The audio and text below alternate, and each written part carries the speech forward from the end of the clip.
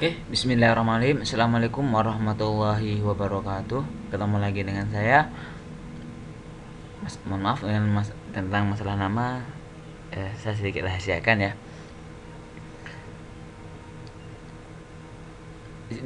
Saat ini kita belajar masalah interpolasi Lagrange ya.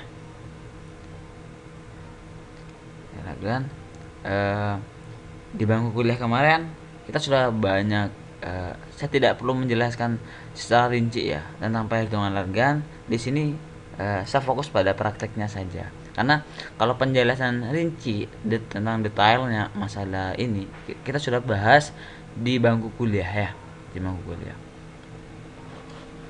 Oke, dari rumus seperti ini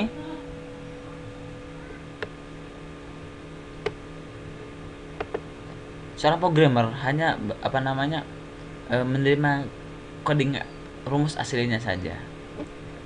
Ini adalah tugas kita.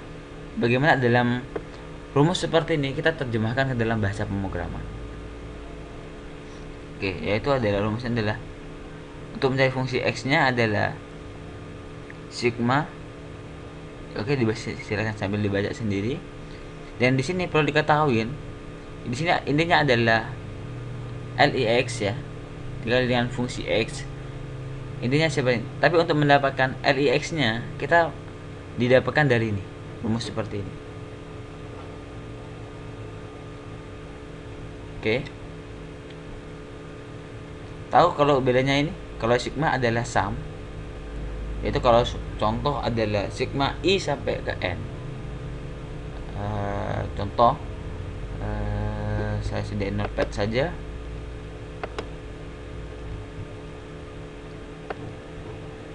Kalau yang ini sigma, contoh sigma p gitu. Berarti artinya yaitu dimulai dari 0 i sama dengan 0 sampai ke n. Itu artinya adalah p ke 0 ditambah dengan p1 ditambah dengan b2 ditambah dengan sampai p ke n, seperti itu. Terus bedanya kalau dengan tanda seperti ini apa? Mohon maaf saya lupa namanya ini apa ya. Itu bedanya kalau anggaplah j dimulai dengan sampai dengan 0 sampai ke n, yaitu adalah L 0 dikali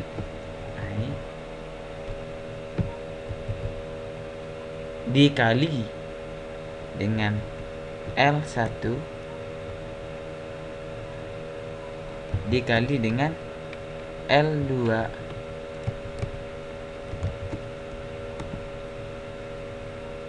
dikali sampai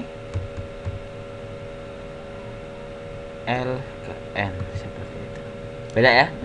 Tanda yang ini adalah sum dijumlahkan, kalau ini dikalikan. Oke, kita buat program misalnya. Seperti biasa saya ngasih contoh yang sangat simpel sekali agar mudah dipahami oleh kalian ya. Di sini kita share saja, bukan saya bermaksud untuk mengguruin, tapi kita belajar sharing seperti itu. Oke, saya sudah sediain interface-nya. Lagrange. Inputannya kok cuman ini, ada n sama x. Nah, di sini apa? Ini tabel ya. Ini tabel. Di sini kita kosongkan dulu ya, kosongkan dulu kolom sama barisnya. Di modelnya di sini diklik, tinggal sama row-nya dinolkan, kolomnya dinolkan, lalu oke ya, sehingga kosong seperti ini. Selanjutnya apa yang kalian lakukan sebelum masuk ke rumus coding? Seperti yang yang kita pelajarin kemarin adalah hampir sama ya dengan Bolzano sama regular valve. Maksudnya bukan Bolzano, Gauss Jordan, Naif. Itu kalau seumpamanya, saya contoh jalankan.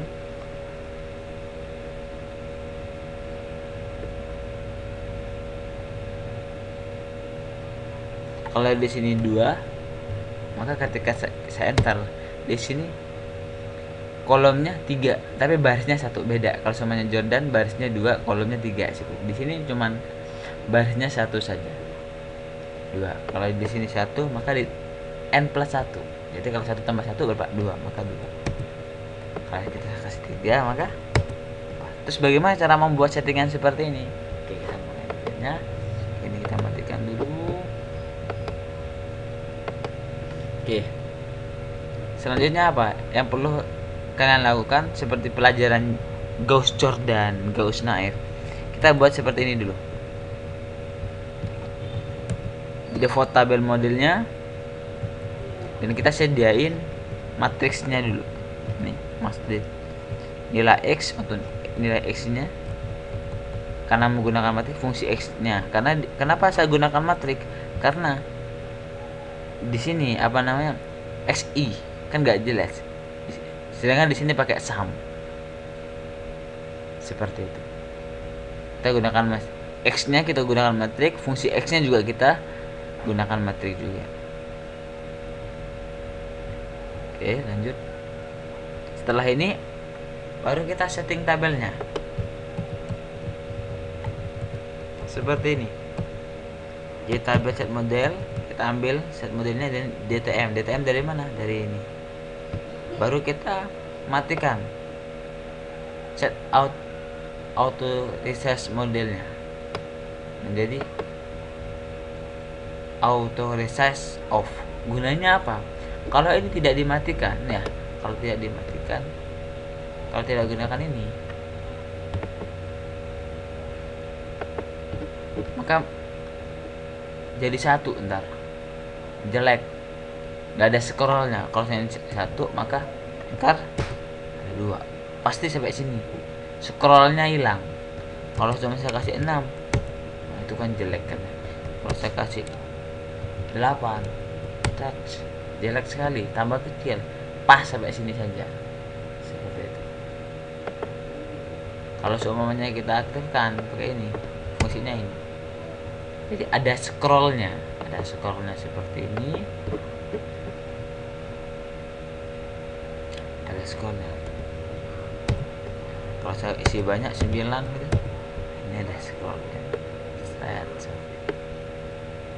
Oke, lanjut. Setelah kita set modelnya, baru kita buat dulu yang namanya ini, setting tabelnya. Kita buat ini.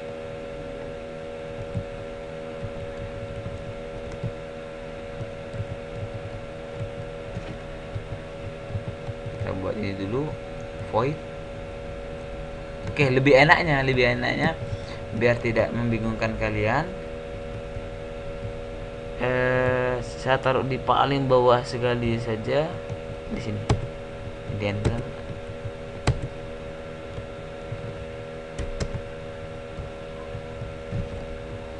Untuk men-setting tabelnya. Ini gunanya apa? Agar ketika kita tekan 2 otomatis nambah 1. Dan ini untuk nama di headernya. Ini untuk lebar kolomnya. Lebarnya mau berapa? Mau 40, ya udah 40. Jadi lebih kecil lebar kolomnya seperti itu.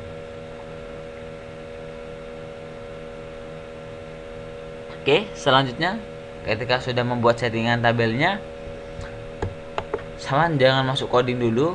Tes itu kalau sudah bisa seperti ini,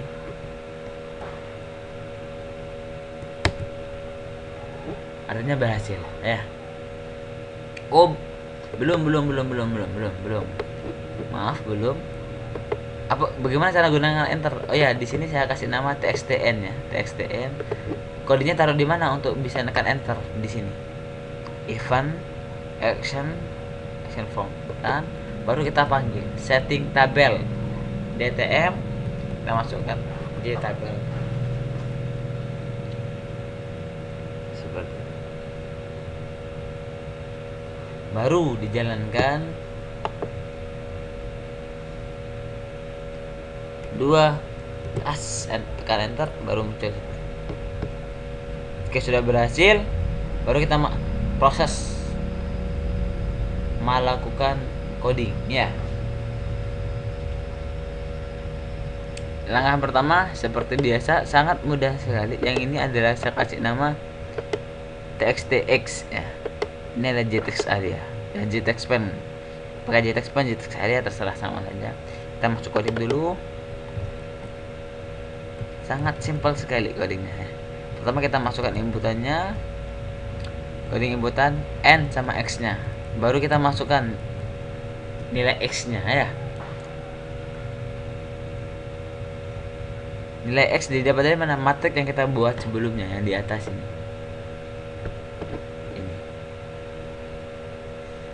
Itu.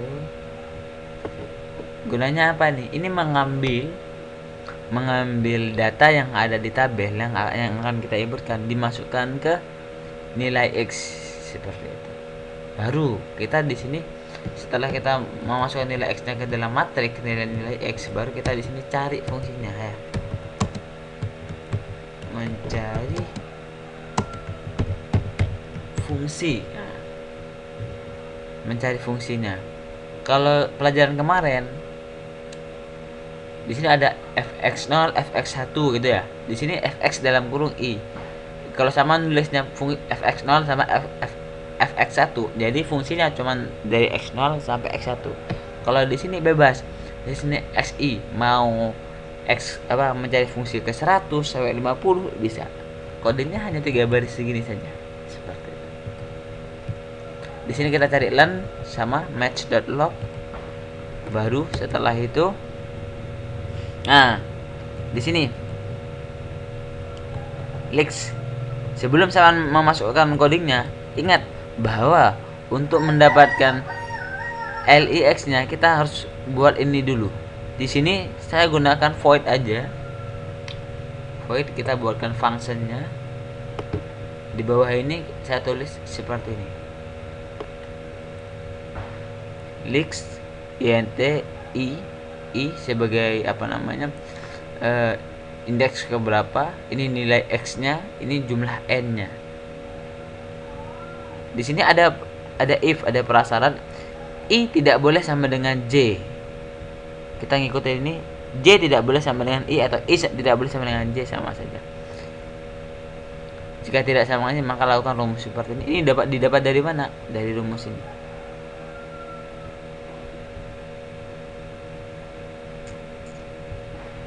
Silahkan masukkan function ini dulu. Ketika selesai, pastikan tidak ada yang keliru ya.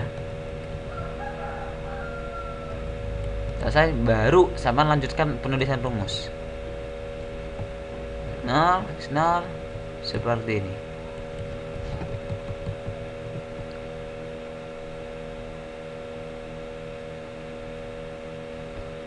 Kenapa di sini ada perulangan lagi? Karena rumusnya di sini digunakan apa? Sigma ya. Digunakan sigma LIX dikali dengan fungsi x seperti. Jadi LIX-nya fungsi x-nya seperti itu. Baru setelah itu kita masukkan hasilnya.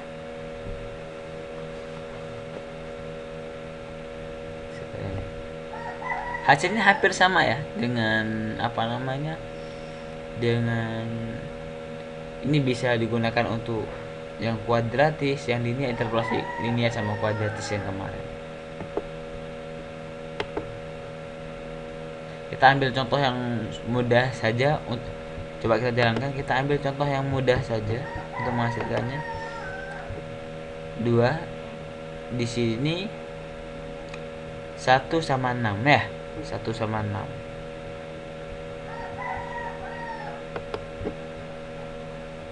1 di sini 1 x nya adalah 2.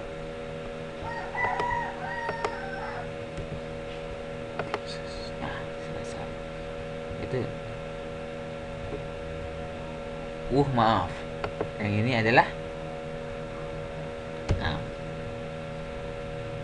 Kalau 63 ini sudah hasil ininya ya, hasil aslinya.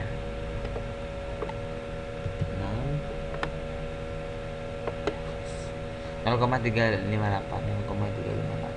ya. Yang 4 sama saja begitu.